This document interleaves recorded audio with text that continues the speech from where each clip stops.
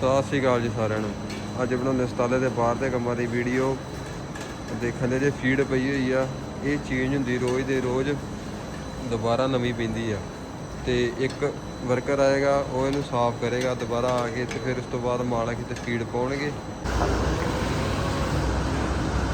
ਹਾਂਜੀ ਜਾ ਕਾਬੂ ਕਰਨ ਲੱਗ ਪਏ ਸਾਫ਼, ਸਾਰੇ ਚੱਕਣੇ ਇਹਨਾਂ ਨੇ ਦੁਬਾਰਾ, ਫਿਰ ਇੱਥੇ ਨਵੇਂ ਪਾਉਣਗੇ ਅੱਜ ਤੋਂ।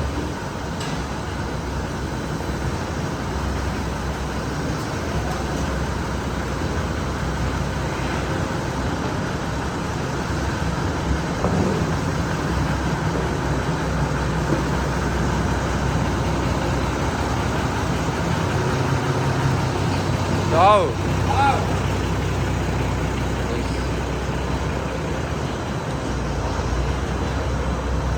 ਸਾਰੇ ਸਾਫ਼ ਕਰਤੇ ਇੱਥੇ। ਫਿਰ ਹੁਣ ਉਸ ਤੋਂ ਬਾਅਦ ਇਹਨਾਂ ਨੇ ਝਾੜੂ ਮਾਰਨਾ ਤੇ ਫਿਰ ਦੁਬਾਰਾ ਨਵੇਂ ਫਰੈਸ਼ ਫੀਡ ਪਾਉਣੀ ਇੱਥੇ। ਇਹ ਭਾਂਦੀ ਪਈ ਕਾਰੋ, ਬਸ ਕੁਆਂਟੀਟੀ ਦੇ ਹਿਸਾਬ ਨਾਲ ਪੈਣਾ ਹੁੰਦਾ ਸਾਰਾ ਕੁਝ ਵਿੱਚ ਇਹਦੇ।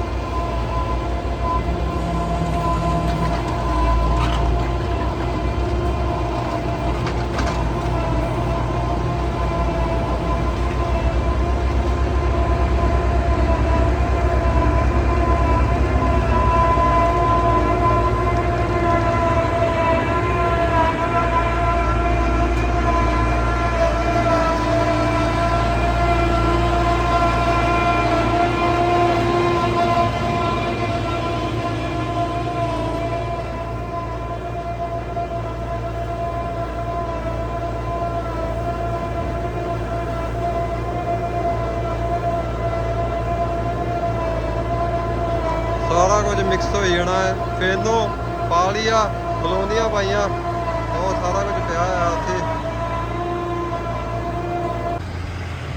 ਹੁਣ ਆ ਗਏ ਇੱਥੇ, ਇਹਨਾਂ ਵਿੱਚ ਸੋਇਆ ਪਿਆ ਹੁੰਦਾ, ਸੋਇਆ ਪਾਉਣਾ ਹੁਣ ਇਹਦੇ ਵਿੱਚ। ਇਹ ਦੇਖੋ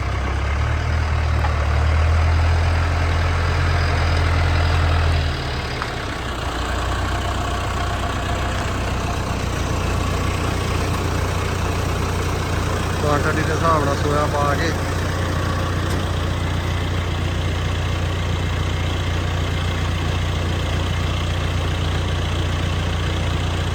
ਉਹ ਲੱਗਾ ਪਤਾ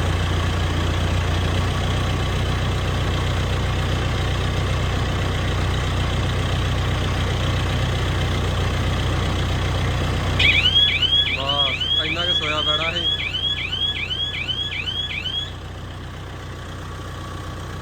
ਆ ਜਿਹੜੇ ਤਿੰਨ ਲੱਗੇ ਇਹਨਾਂ ਵਿੱਚੋਂ, ਇਹਦੇ ਵਿੱਚੋਂ ਪਾਉਣਾ ਹੁਣ ਸੋਇਆ ਫੇਰ ਦੁਬਾਰਾ।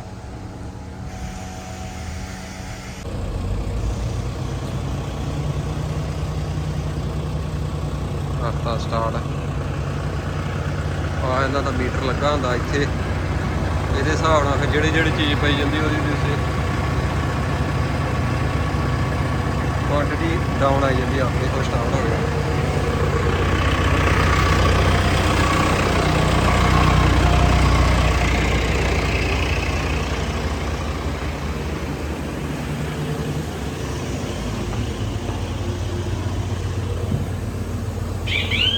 ਬਸ ਇੰਨਾ ਕੁ ਪੈਣਾ ਸੀ।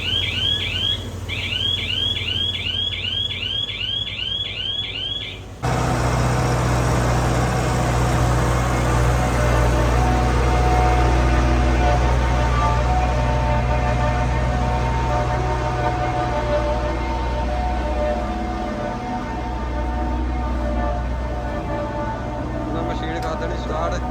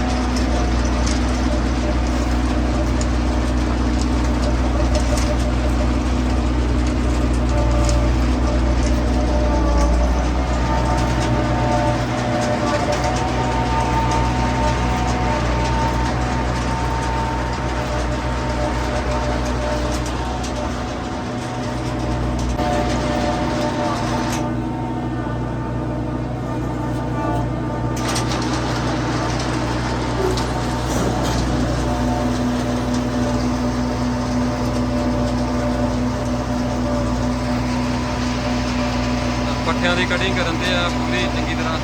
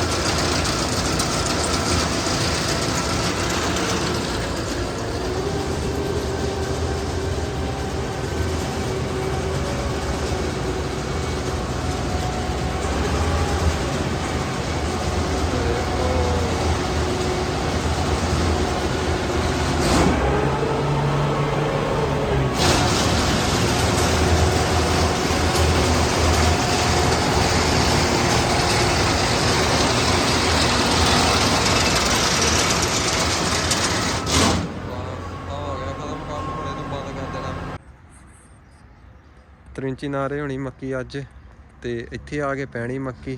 ਪੂਰਾ ਖਾਲੀ ਪਿਆ ਆ, ਸਾਈਡ ਤੇ ਤਰਪਾਲਾਂ ਪਈਆਂ ਹੋਈਆਂ, ਤੇਲੋ ਕਹਿ ਸਕਦੇ ਇਹਨਾਂ ਨੂੰ। ਤੇ ਜਦੋਂ ਮੱਕੀ ਪੈ ਗਈ ਤੇ ਫਿਰ ਇਹਨਾਂ ਨੂੰ ਕਵਰ ਕਰ ਦੇਣਾ, ਪੂਰੀ ਸਟੋਰ ਕਰ ਲੈਣੀ। ਇੱਥੋਂ ਤੱਕ ਪੂਰੀ ਮੱਕੀ ਆਉਣੀ। ਅੱਗੇ ਤੁਹਾਨੂੰ ਮੈਂ ਵੀਡੀਓ 'ਚ ਵਿਖਾਉਣਾ ਜਦੋਂ ਆਉਂਦੀ।